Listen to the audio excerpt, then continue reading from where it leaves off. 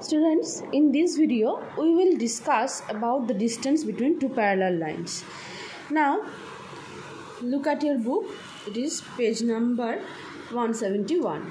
Look, L and M are two parallel lines and we have to measure the distance between these two lines. As you know that the distance between these two lines, if these are parallel lines, then the distance will be the same. Now we have to test that. So first we will take a single point A on line L. Okay. Now we have to draw a perpendicular with the help of compass.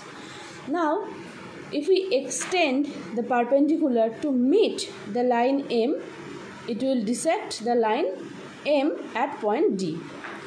We have to measure the distance, the length of AD with the help of a ruler. Now we have to take another point B on line L, and then we have to make a perpendicular line that meets line M at point C. Now we have to find out what is the length of BC, and it is sure that the length of AD will be just equals to the length of BC. That is why these two lines are parallel. Now another question: why railway lines are made parallel? The wheels of a railway engine and those of the bogies are attached by axle of a fixed length. So the distance between each pair of opposite wheels remains fixed. Therefore, the rails on which these wheels roll must be at a constant distance from each other. Hence, the opposite rails must be parallel, as the distance between the two wheels of a railway engine and the corresponding bogies are fixed. So, we know that the distance between two parallel lines are fixed. That is why the railway tracks are made parallel. Okay. Now parallel segment and parallel rays. Two segments are parallel. Okay. Look, AB and CD. These two are two line segments with fixed length, and these two line segments will be called parallel if there is no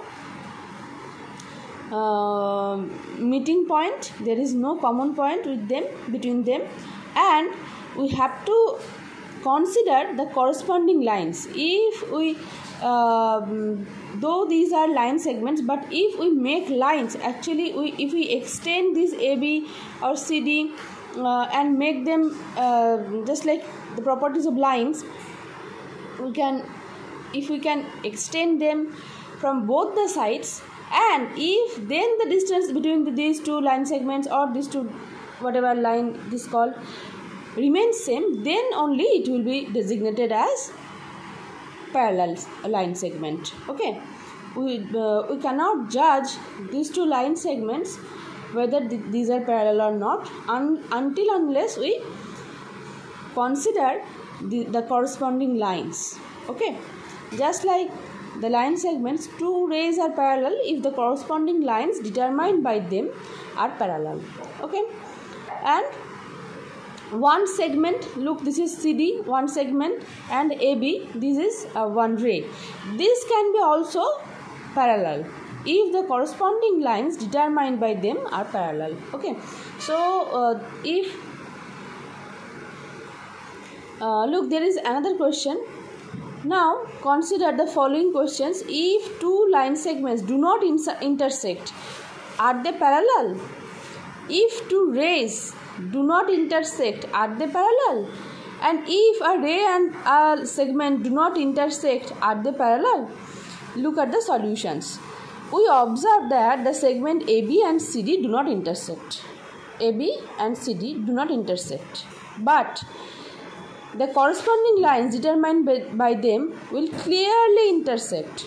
If you extend this AB from point A and CD from point C, these line segments, then it will surely meet at one common point.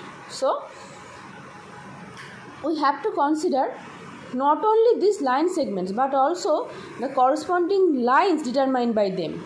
Okay, and then only we can say whether they will actually parallel or not. Okay, now look at figure 2. The rays AB and CD, they do not intersect in this picture, but they are not also parallel, because the distance between AC and CD all through the length is not same, and the segment,